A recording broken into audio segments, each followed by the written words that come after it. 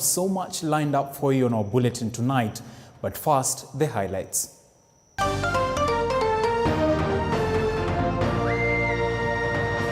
Tonight, autopsies on bodies in the Shakahola forest reveal that there could be more than meets the eye. One of them, which was a child, we found that they had trauma to the head. There was some head trauma. This is after pathologists discover more bodies whose deaths were not as a result of starvation. Azimio coalition now says they will continue holding protests every Monday and Thursday. This is after a day-long protest that led to 2 vehicles being banned. Tonight, we highlight the plight of the community health volunteers in pastoralist communities and challenges they get to deliver family planning services.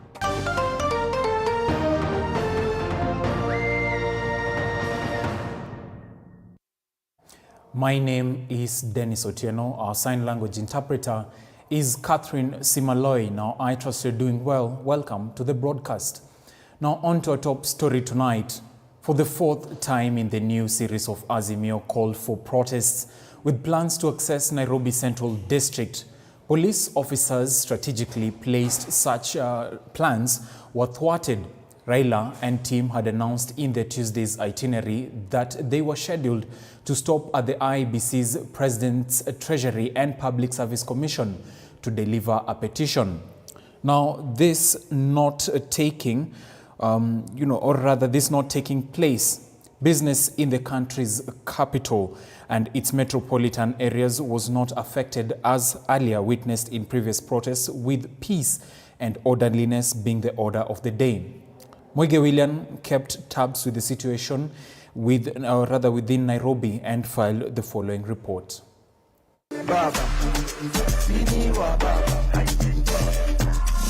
After a brief lull, the Azimio Brigade was back at it again with the anti-Kenya Kwanza government. This morning, a section of Azimio lawmakers were tear-gassed at the office of the president in Nairobi. The lawmakers say they were caught in the fracas while on their way to deliver a petition on the issues they want the government to address. A heavy presence of police strategically placed in all entries to the Nairobi Central Business. A majority of Kenyans went on with their daily activities with no interruptions witnessed in a day Azimio la Umoja was leading its 4th anti-Kenya Kwanza protest. Majority of business premises remained open with police maintaining a hawk eye for any eventuality. Unajua based on the last maandamano niliona kulikuwa kubaya sana. So venye nilikuja niliona itakuwa manageable. But even with the heavy police presence in and within major cities, 2 arson incidents were reported along Gong Road with a public service vehicle and a trailer reduced to ashes by unknown people. And a few minutes after noon, Odinga and his convoy emerged first in Kangemi along Wayaki Way and later on Kiambu Road. It would later divert to Sarit Center after it spotted police vehicles near the Westlands roundabout and found itself in Gigiri. The Azimio team later marched back to the Jaramogi Oginga Odinga Foundation Center, where they revealed plans to bring back Thursday's protests. Our protests will resume on Thursday, the 4th of May. Same meeting, same offices, same petition, same people. The Azimio procession had planned to deliver petitions to the office of the President, the Independent Electoral and Boundaries Commission, the National Treasury, and the Public Service Commission. We know why we could not be allowed to present a petition to OP on cost of food. There has been an attempt by the illegitimate Kenya Kwanza regime to mislead the people of Kenya that the cost of unga has come down. The truth is that it has not, and we wanted to prove it. Obeyed the Azimio faction not managing to access the CBD, vendors along major streets lamented over the continued calls for protest by the opposition, noting that business was negatively affected. Hakuna kutulilia na tulilia. Sa ile sisi tunakuwa affected na hii demonstration hatuuzi. Hiyo hatufurahi. Tuko na watoto, tuko na watu wenye wanatutegemea. Kwa leo tutaenda kuwaambia nini? Siku za kawaida si upata tunauza, unapata watu ni wateja ni wengi. lakini siku ya leo kumenyamaza tu, hakuna watu. Shughuli za tao zimetulia tu, hakuna maneno mengi. The Azimio team has vowed to lead another set of protests on Thursday in an attempt to deliver petitions to the respective institutions they had planned to. This comes as Interior Cabinet Secretary Kithure Kindiki revealed that a total of 46 people are in police custody for disturbing the peace in Nairobi and the Nyanza region during the Azimio Umoja One Kenya's anti-government protest that led to the burning of 2 vehicles and the theft of 12 gas cylinders. In a statement, Kindiki says 14 of these people were arrested in Nairobi, while the other 32 were nabbed in different parts of Nyanza. The suspects are set to be arraigned in court Wednesday. Mwigi William, TV 47. Well, thank you, Moige William, for that report. Meanwhile, Deputy President Rigathi Gachagua has told Azimio leader Raila Odinga and his brigade to keep off mass protests and stop distracting Kenyans with misguided street protests. Gachagua, who was speaking in Narok South, said the government had offered an opportunity for bipartisan talks in Parliament, a decision that has not been well received. Take a look. Juzi wametuambia hawataki maandamano, wanataka maongeo. Tumesema haya, enda pale bunge, Kimani Ichung'wa wako pale, Kinatongoyo, muongee. Mimi na rais tuko busy kwa kazi ya maendeleo. Ama mnataka tukue na nafasi ya kuongea na hii watu? Sasa asema nyinyi mko na wabunge wenu, tuko na wetu, msugumuze. Ile mtakubaliana, mtuarifu. Mzee amesema hapana, wacha arudi kwa barabara. Amerudi. Jana amesema, hii maandamano ni amani. Hakuna kuharibu chochote. Sisi tuko watu watulivu. Sasa leo wamefika pale Gong Road, wameanza kuchoma mabasi. And on the same breath, parliamentary bipartisan talks between Kenya Kwanza and Azimio la Umoja committees have hit a dead end. This is after continued bickering over membership of a joint bipartisan committee and the resumption of demonstrations called by Azimio coalition. The 14-member committee was to hold a meeting, but it failed to take off after Azimio team failed to turn up, demanding the withdrawal of Eldas Member of Parliament Adan Keynan. Our parliamentary reporter Elizabeth Mutuku with more. In press conferences at Parliament buildings, the Raka MP George Murugara called out Azimio Brigade for holding protest amid bipartisan talks. Murugara, who leads the team, lamented that the Azimio bipartisan team has remained non-committal to allow a chance for dialogue, insisting that the talks cannot go hand in hand with protest, urging Azimio leader Raila Odinga and the Azimio team to abandon the demonstrations and resume talks. And they insist on a structured dialogue. In the other hand, they are for violent protests in the streets in the name of demonstrations, picketing, etc. We regret we cannot accede to this at all. Number 5, there cannot be dialogue simultaneous with street protests. The two cannot go together hand by hand. Either we talk or they demonstrate. Kenya Kwanza is committed to peace. Dialogue or talks are a means towards peace. This is why we wholeheartedly commit to these talks.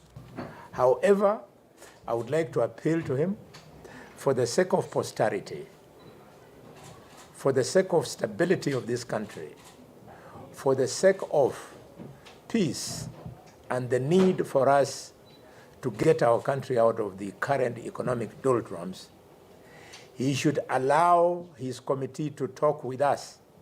He should stop directing them.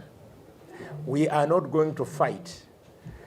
It will be meeting of minds, and where they think that we have overwhelmed them, they'll fall back to him later, just like we would fall back to our principal if we felt overwhelmed. However, in a quick rejoinder, the Azimio team insisted that Eldas Member of Parliament Adan Keynan must be withdrawn from the committee for talks to resume, with the committee co-chair Otiende Amolo calling out Kenya Kwanza counterparts for being insincere for the coalition having included Keynan in the team. Suspended the talks because the inclusion of the Honorable Kainan goes to the principles of the very things we are supposed to discuss. For us as a team, as long as they confirm to us that the Honorable Kainan has been withdrawn, we will resume the talks immediately.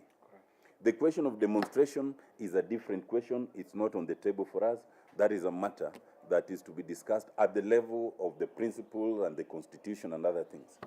The Azimio Brigade, however, dismissed the demand that the demonstrations must be called off for the talks to resume. As back and forth continues in both political divides, especially on their demands on who should sit in the bipartisan committee, the buck stops with President William Ruto and opposition leader Raila Odinga to unlock the stalemate. Elizabeth Mutuku, TV47, Palm Springs, Nairobi. Well, thank you, Elizabeth Mutuku, for that report. Now, from the bipartisan talks to the shocking revelations of Shakahola, where more details continue to emerge in the Shakahola cult massacre, with post-mortem reports showing that apart from suffocation, some of the victims died after strangulation. Today, the body of an 11-year-old girl was identified to have marks on the neck, an indication that she may have been strangled to death, according to pathologists. And as Andrine Kilemi now reports, 6 bodies out of the 30 that were examined Tuesday did not show the exact cause of death, as they were badly decomposed.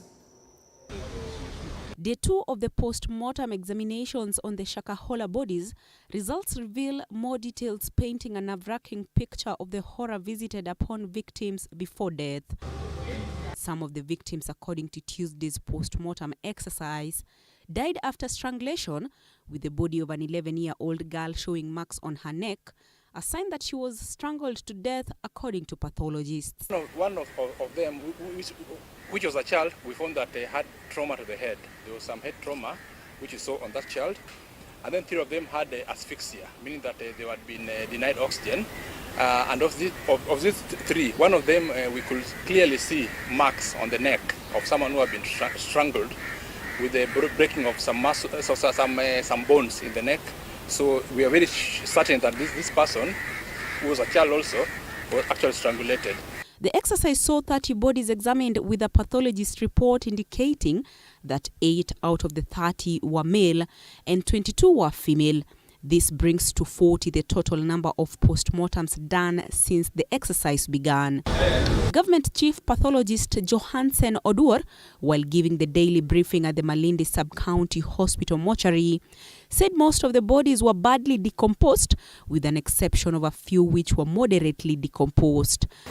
There are 6 persons who are lying between adults and female. We are not able to say by certainty whether they are adults or female because of the level of decomposition and skeletonization. Human rights organizations have raised concerns for being denied access in the process, with the chief pathologist, however, saying that it is not necessary for them to be involved, as they could be traumatized.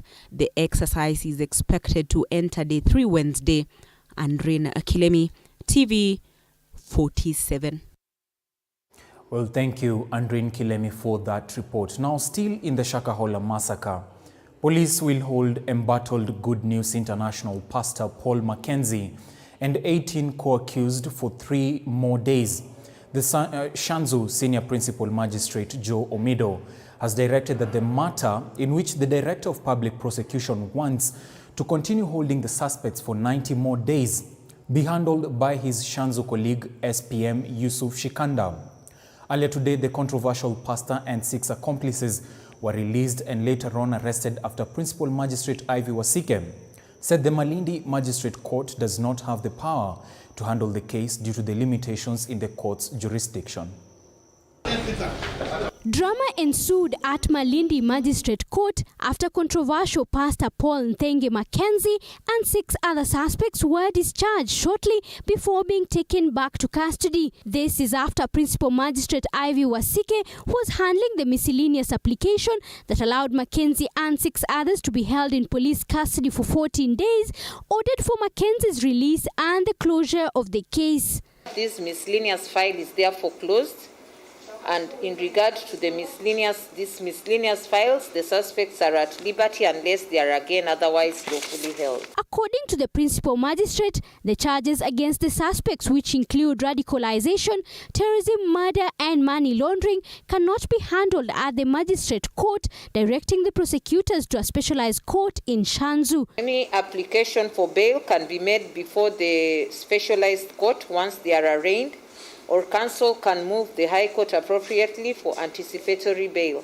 This coming just hours after the investigators visited Mackenzie's church on Monday night, after angry residents stormed the property and vandalized the church's perimeter wall and gate. To enable us to make the relevant application. The release and subsequent rearrest has rubbed his lawyers the wrong way, saying it could be a ploy to detain their client on frivolous charges. Mackenzie and his co-accused would later be arraigned in Shanzu Law Courts, where they'll be detained for 3 days, after which the court will rule on a petition by the DPP to hold Mackenzie and company for 90 days to complete investigations. Considering that I'm currently handling another file, miscellaneous application number E075 of 2023, the one for the pastor, which relates somewhat to the instant matter, I will order and direct that the instant application proceeds before my brother, Honorable Yusuf Shikanda, but not today and not tomorrow, because I know he has a very long list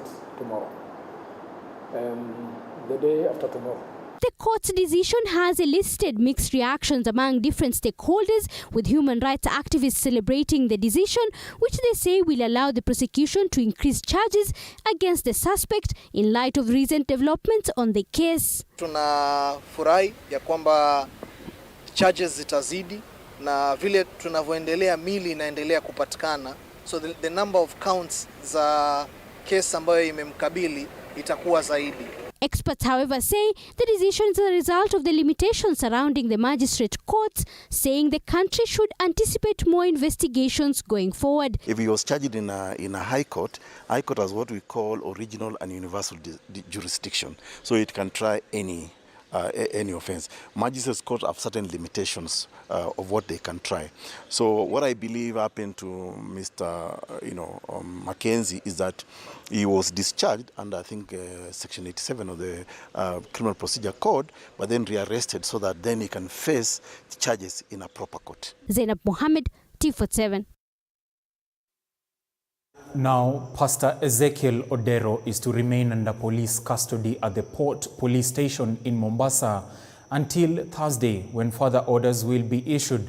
The preacher's legal team wanted to arrest the ruling over an application seeking to detain him for an additional 30 days, citing that the application takes away the right to liberty. Take a look. Congregants from the New Life Prayer Center of the controversial televangelist Ezekiel Odo trooped outside the Shanzu Law Courts, where his case would be mentioned after 5 days in remand. The court was expected to rule on an application filed by prosecutors seeking to detain the preacher for additional 30 days to allow room for more investigations amid fears that he could interfere with witnesses. Niko na mtoto anaitwa Pastor Ezekiel. Niko na mke wake ambaye ni Pastor Sara, ako na miaka 10.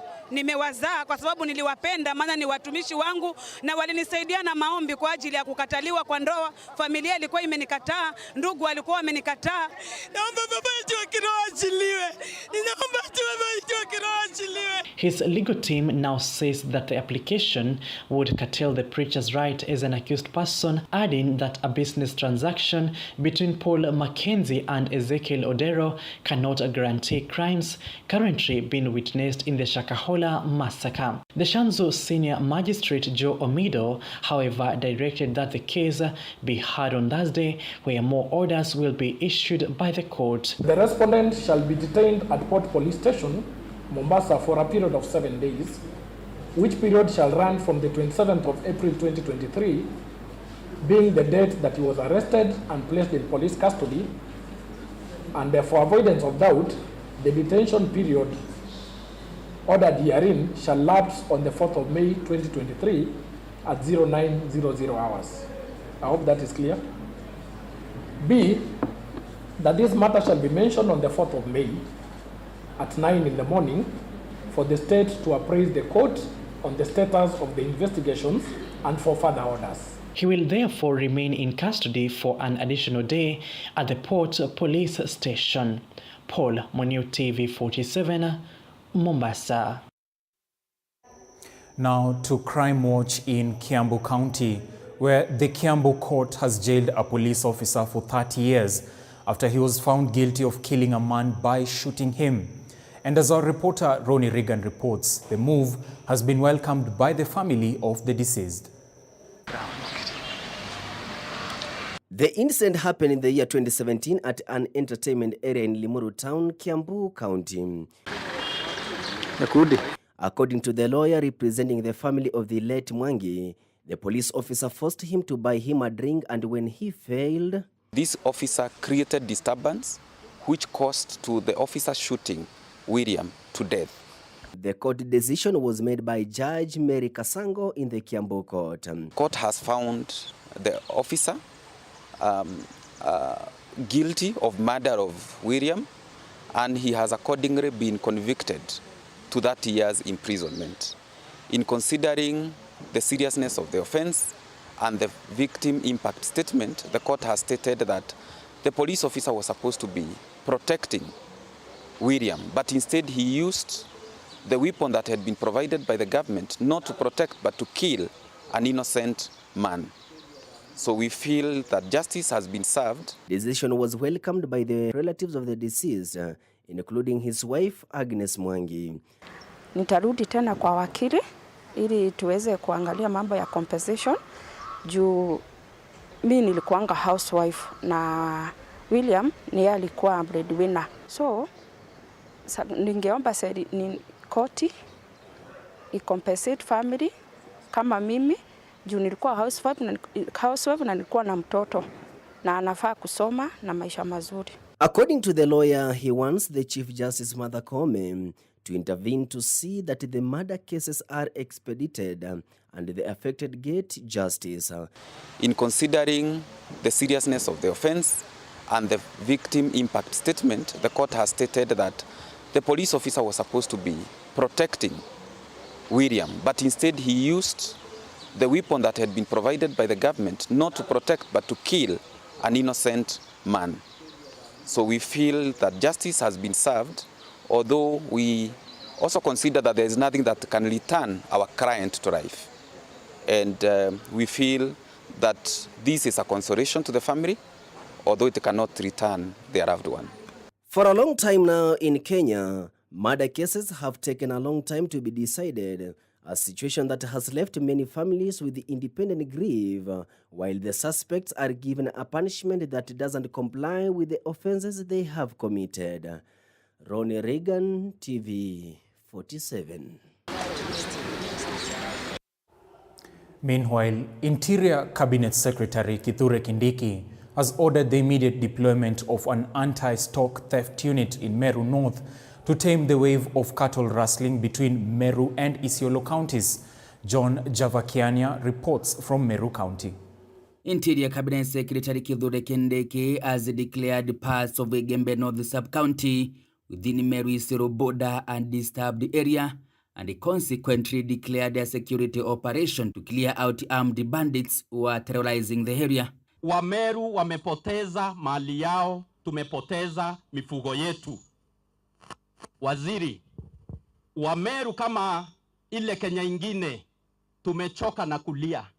Tunakuomba kifo cha George kiwe ndio kifo cha mwisho. Meru kuuawa akipigania mali yake. Ninataka nitangaze operation maalum ya kukabiliana na wezi wa ng'ombe ambao na wezi wa mifugo ambao wanatatiza watu katika sehemu hii ya Meru, sana sana Meru kaskazini. This area is now essentially a security operation area. This comes 2 days after former Antobetwe Kiongo MCA George Karionga was shot dead by bandits while recovering a herd of his goats stolen by armed criminals suspected to come from Isiolo County. Hatuwezi kaa tukiuawa kama mbuzi. Kendeke. Kendeke ni mtu wa nyumbani. Ajue leo mandugu zake wanafanya nini? Mandugu wa Kendeke wanafanya nini? Wanalia. Kama kweli kuna Isiolo na Meru, si ndio? Kutengamana sio mbaya, lakini watu waheshimu wa Meru. Hata ukiwa rafiki yetu huko njilani, tafadhali si utuheshimu. CS Kendeke, while condoling with the area residents, reiterated the government's commitment to dealing with the banditry attacks that had left dozens killed and properties worth millions destroyed in the past years. I cannot allow County Commissioner Bwana Ndunga, tafuta County Commissioner wa Tharaka Nithi, the two county security team to sit today, not tomorrow. Nataka kesho muniambie program ile mko nayo ya kumaliza shida baina ya Meru na Tharaka Nithi hapa, watu wetu waishi kwa amani, hatutaki kusumbuana. Sisi ni majirani, sisi ni jamii moja, hatutaki tuwe tunasumbuana hapa. Kendeke also directed the national government administration officers led by county commissioners from Isiolo, Meru and the Tharaka Nithi counties to work towards ending border disputes in the area. John Javakiania, TV47, Meru County. Now, as the pastoralist communities continue to grapple with the high rates of unmet needs of family planning, a group of community health promoters have resorted to using camels as the only means of transport to reach remote villages and offer emergency medical services and sensitization on reproductive health. Our reporter Elizabeth Atieno now walks with us through the long and epic journey the community health promoters are forced to endure to serve the affected locals. Take a look. It is mid-morning in the county of Isiolo. Step by step, the camels here are heavily loaded with medical equipment, including medicines. And some community health volunteers are in a hurry, ready to tend to a pregnant woman. They first inject her with a sedative and later take her test for high blood pressure. The situation is similar in many homesteads in this remote village, a clear indication that locals here are yet to embrace the idea of family planning. But why, you may ask? Madina Dima is a resident here and now explores. As a community ya Waislamu, mbeleni sisi hatupangangi uzazi. Tukitaka kuzaa, wanaume ndo wanatupangia, venye dadangu kutoka Samburu amesema. Sisi kazi yetu ni kuzaa, moja kwa mgongo, mwingine kwa tumbo, mwingine mkono, mwingine pande, na tunavurutana tukienda kuchunga ng'ombe ama kutafuta maji. Hao watoto wanakufa na njaa, maji hakuna, chakula hakuna, mzee anahangaika kutafuta chakula itoshi. In Lake Victoria, Nyanza region, we spot some community health promoters using boats as the only means of transport to reach some residents living at the shore of the lake. Many women and girls here trade sex for fish so as to fend for their hungry children. This has made them prone to sexually transmitted diseases. And another thing, it has made us to work with these beach people who are fishing along the lake. Sometimes I can hear somebody sending a person to come and call me to go and talk with those people juu ya family planning. According to the Kenya National Bureau of Statistics 2022 Demographic and Health Survey, the counties of Marsabit, Tana River, West Pokot, Samburu, Siaya and Isiolo have the highest unmet needs for family planning. According to the community health promoters, the journey is not a walk in the park, since some indigenous pastoralist communities in northern Kenya are opposed to modern family planning methods. Ile challenge ingine tunapata mandawa kwetu hiyo ya family planning. Saa zingine inakuja inaisha. Watu wetu kuna watu wanakaa mbali sana na kutravel kukuja kwa hospitali wanatumia pesa mingi. The situation is made worse by some men who have since resorted to violence to stop their wives from embracing different family planning methods. Upande SGBV, huko Isiolo kuna nyingi sana. Sana sana wamama wanatandikwa. Ukitandikwa uende ukasema sababu unaogopa, ni aibu. Wanako akikupiga uende hata jirani hawezi akajua sababu ni aibu, unanyamazia tu. Hata ukivunjwa nini unanyamazia hapo.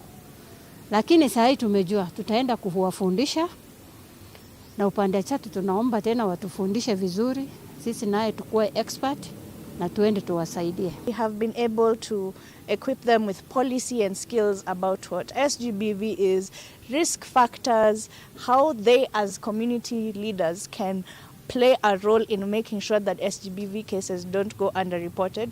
The community health promoters through Community Health Trust Africa Chat are now benefiting from free training on reproductive health.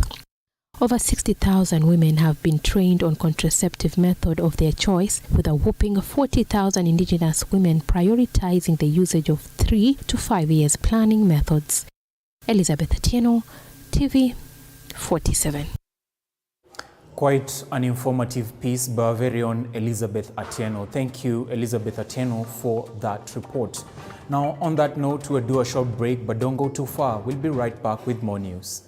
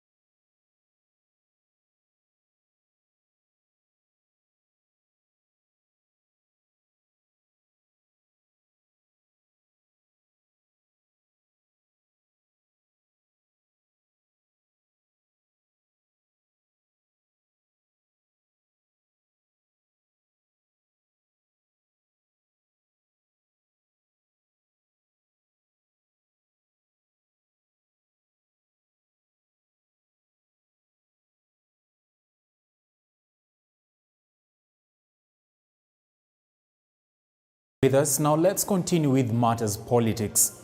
Now, with Kenya Kwanza's claims that former President and Azimio Council Chairman Uhuru Kenyatta is funding the opposition's anti-government protests, a section of Kenya Kwanza leaders have filed a notice of motion to compel Kenyatta to resign as Jubilee Party leader and the subsequent Azimio coalition as party chairman, failure to which they will suspend his retirement benefits.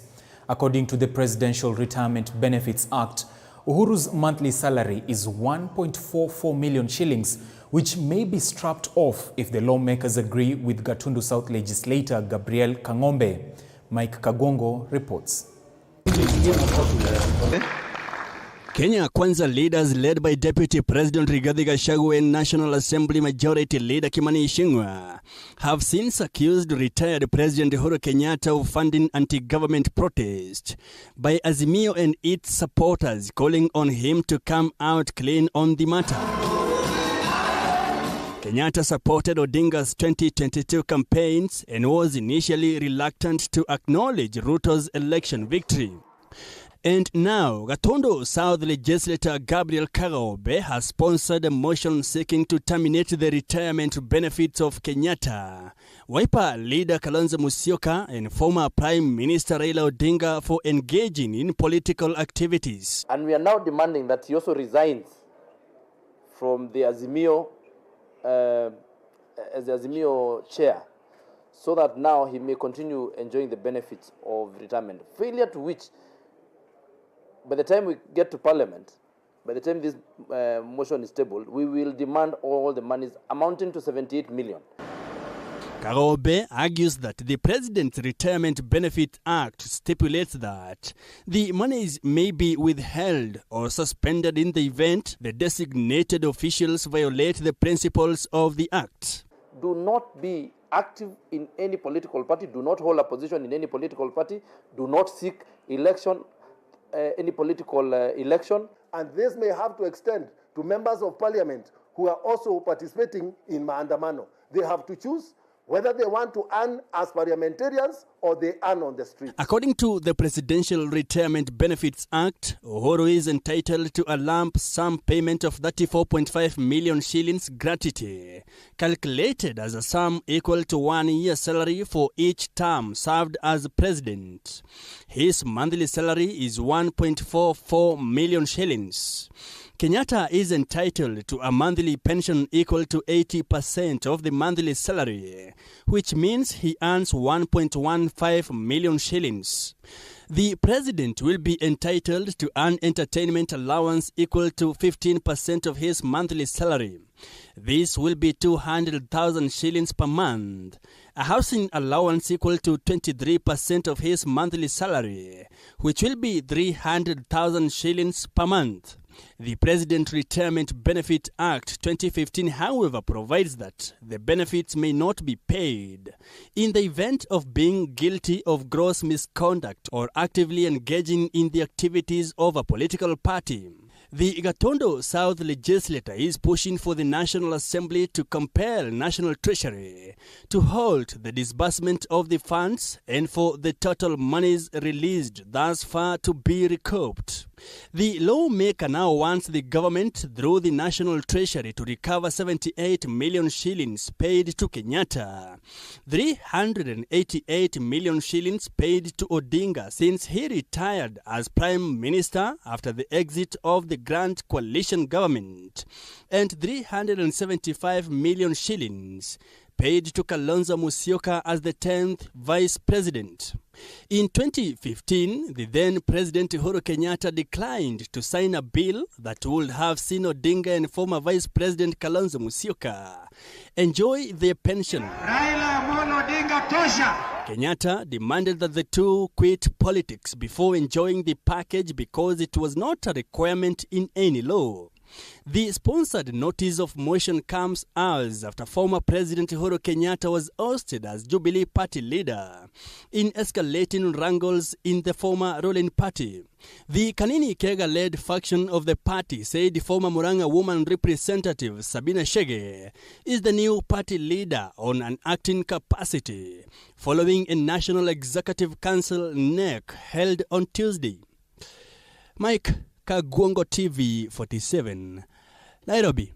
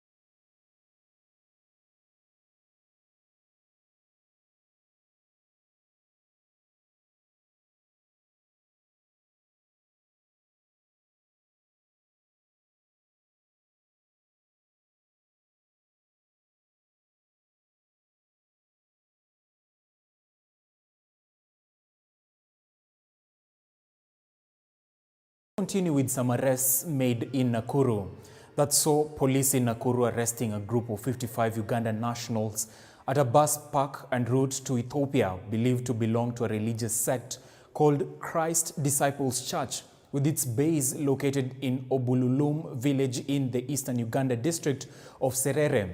The leadership of CDC Church allegedly convinced the members to travel to Ethiopia for evangelism mission, as Chichi Josephine now tells us. A month after the Ethiopian government confirmed that hundreds of Ugandans had recently fled their home to Ethiopia over doomsday fears, police in Nakuru have arrested a group of Ugandan nationals en route to Ethiopia, where they were said to be going to spread the gospel. We are going to Ethiopia for a church conference. We are going to spread the word of God there, and we are going there for strictly 1 week. Kuenda huko Ethiopia kufanya kazi ya Mungu. They are members of a church and they are saying that they were going there for a church mission. They are going to pray to those people in Ethiopia. Even though they could hardly communicate due to language barrier, this young man by the name Isaac Andili was the only one who could communicate, explaining that time caught up with them as they were waiting for their leader who had their bus fare to arrive and continue with their journey to Ethiopia, where they were to stay for a period of 1 week. The main reason as why you even got us from here is that the police got us from Nakuru there because our leader, who was having our transport fare, he remained behind because of transport difficulties, because we used to do taxis from Busia up to here. We pass via Busia to access Kenya. Confirming the incident, Nakuru East Senior Deputy County Commissioner Azimio said that the 55 lacked travel documents despite being on an international trip from Uganda via Kenya to Ethiopia. Yes, it is a cause of concern because when you see a large number of families traveling all the way from Uganda without proper preparation, proper documentation, then you get concerned. The Sub-County Security Committee, which also included officials from the Immigration Department, interrogated the Ugandans, as the DCC said that the Kenyan government would not allow them to proceed to their destination. We have decided as a committee to take them back to Uganda. They have not gotten the person who they are calling the pastor. They are telling us that he's on the way coming, and we are trying to track that phone they have given us, so that when he comes, we can also get time to interrogate him. Chichi Josephine, TV 47. Now, the Council of Governors has issued a 14-day ultimatum to the National Treasury to release the March salaries owed to counties amounting to 29.6 billion shillings. They also want the disbursement of May and June be issued within the first 2 weeks of June in order to enable counties to run their development agenda. The equitable share revenue stalemate has rocked counties as governors requested for 425 billion shillings. However, only 385 billion shillings has been released so far. Currently, the outstanding monies owed is Kenya shillings 29.6 billion, owed to 47 counties for March 2023 allocation. We have agreed with the National Treasury that there will be prompt in ensuring timely disbursements to counties. Additionally, it has been resolved and agreed with the National Treasury that the March allocation will be disbursed by 15th of May 2023, and the April allocation will be disbursed by end of May. The disbursements for May and June will be issued in the first 2 weeks of June to allow counties to absorb these resources within the financial year. I wouldn't think there'll be governors who will be shouting for money or being unable to pay salaries when they have money in their accounts. But also you would appreciate that there is a time lag between when Treasury releases monies and when governors or counties access, because it has to go through a process, and that is very much in the hands of the Office of the Controller of Budget. So we're also engaging the Office of the Controller of Budget to see how to reduce that time lag between when monies hit our county revenue funds account and when they are available for use to actually pay for the operations and the development in the counties. Now, on that point, it is about time we count the shilling and shift focus to the business news.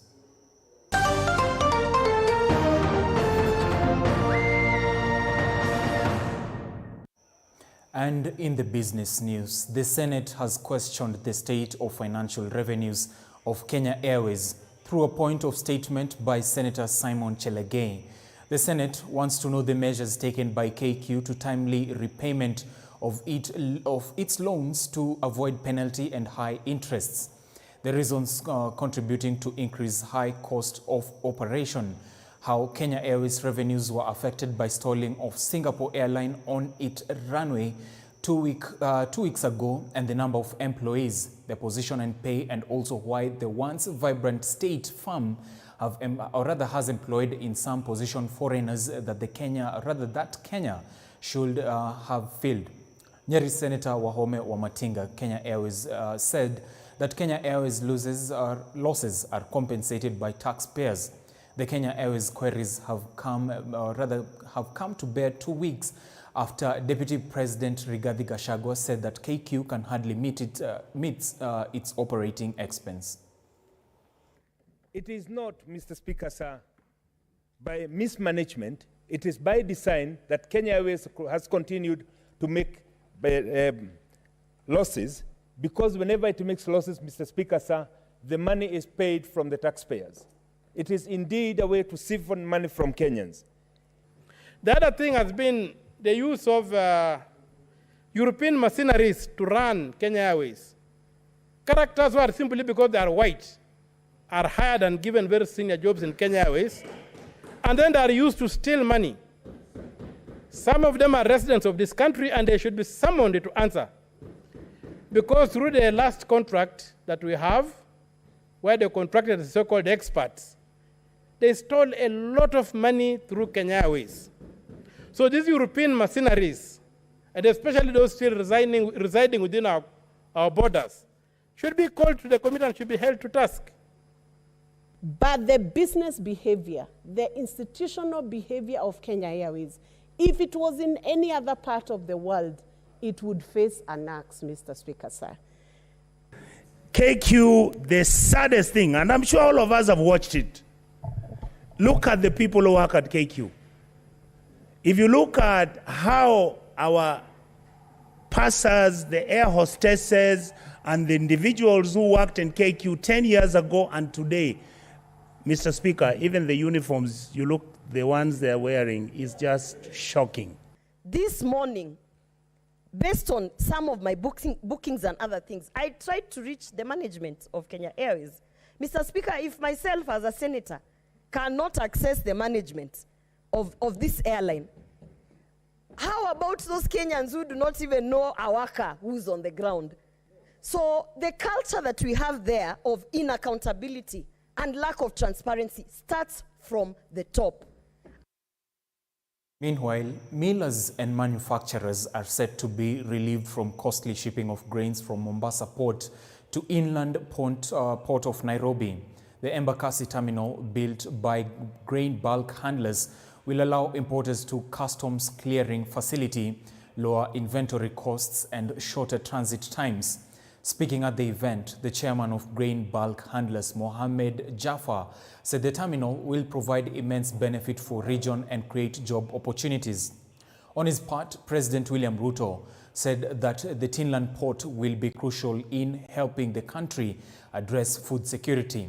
This comes days after the government allowed millers to import duty-free maize in the country.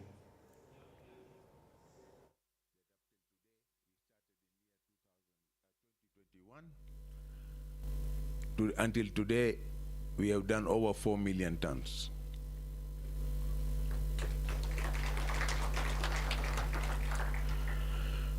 The advantage of this facility, I'm sure customer knows about it. They are now able to collect their cargo just next door. While there to send the lorries to Mombasa, milk freight between Mombasa and Nairobi, today they can always get escorted to their mills from Nairobi. Further, Kenya recognizes the need of investing in greater infrastructure capacity with a view to achieving high productivity and robust economic performance that is commensurate with our stated aspirations as set out in the National Economic Development Blueprint Vision 2030. Developing seamless transport and communications connectivity is inevitable in the interest of stimulating productivity along every value chain across various sectors throughout the country. Principal Secretary of State, Department of MSME Development, Susan Mangeni, has urged manufacturers to promote gender equality and women's workers' welfare to cope with the increasingly competitive world. Mackenzie said majority of citizens in the grassroots are women, and manufacturers should focus on building their capacity through digitization to empower them economically. On his part, the Kenya Association of Manufacturers Chief Executive called on manufacturers to take advantage of the textile and apparel sector, to take advantage in the entire value chain, from farm to fashion, saying that the imported second-hand cloth bales are vast and have run tender into loss. Now, because textile and garments is one of our priority value chain as a government. And all of us are looking at it from the production, value addition, to upstream, up to the market. And the reason why we engage with you people is the upstream, because you are the off-takers. Now, in the value addition, my state department, we also looking at investing in common user facilities that can promote, for example, cottage industry. These mamas can come together and have like a ironing, machine, in a group, be it 10, 20, and you buy for them a ironing machine somewhere, or you buy for them, let's say, like those tailoring machines, So we are looking at that. We also have an agency called the Kenya Industrial Estates, which finances MSME in the manufacturing sector. So if you're a woman and you are in the manufacturing sector, that's one of the opportunity which you have in terms of financing. And is another pillar. SME development. This is one of the areas in this sector that is dominated by SMEs. But SMEs across are the engine of not only Kenyan economy or African economy, also in developed world, right? So we don't need to, it employs almost 86% to 90% of the people. This is where the growth will come from, MSMEs. And of course, we disaggregated agriculture because that is the mainstay of our economy, and we just wanted to have a special focus on this sector. This is huge, but we are not adding enough value to what we are doing.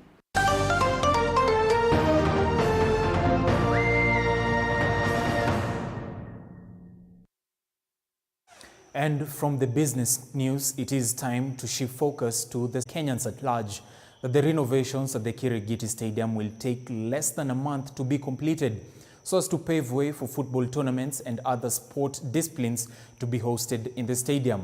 Speaking during an impromptu inspection of the stadium in Kiambu constituency, Principal Secretary Mweke stated that the contractor is left with minor construction details of all feeder roads into the stadium, as well as fixing the drainage system around the stadium, adding that the construction of the Karatu Stadium in Gatundu North constituency has also commenced. Meanwhile, Kiambu constituency member of parliament Mashua Waithaka stated that he intends to have talks with the stadium management in the country to deliberate on the possibilities of giving local teams the chance to use the stadium and sports grounds around it for practice and hosting their home matches. Hizi viwanja zote tutaamusha, na kweli ziko ni mingi. Kuna zile ziko karibu kuisha kama hizi, umeona vile tunafanya. In the next 1 or 2 months mtaona tumezindua hii kiwanja, wananchi wataanza kuchezea hapa. Kuna zile zingine ambazo contractor alileta shida akatoroka, tutatafuta contractor mwingine ndio tuendelee nazo, tuzijenge, tumalize. Vile mmesikia PS akisema hapa nyuma kutakuwa na hustler fund ambayo watu wa biashara wataweza kuja hapo nyuma waeke vitu zao za kuuza. Sasa ile kuna mchezo hapa, wanaenda hapo